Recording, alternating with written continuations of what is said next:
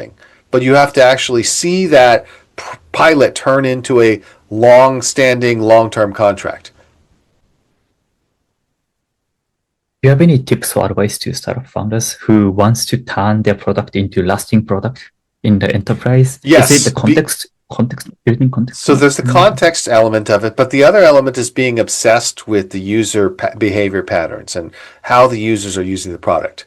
It is very easy to say, we made this sale, we've got this revenue, we've got this ARR. I'm like, yeah, ARR, that's great, that's fine, but that doesn't tell me that you're going to retain that.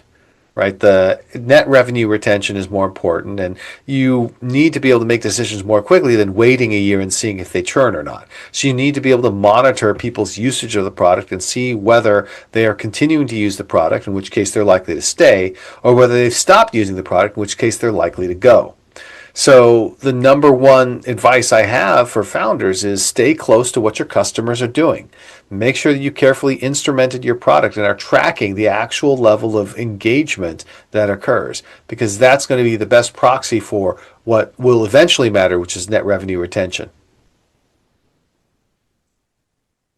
And I have a interesting story. And when I talk with a founder, and so one of my friends are selling B2B product to company, but he is afraid of how to say in the future that enterprise realize, oh, we can build this tool by ourselves, so we don't need to buy this product.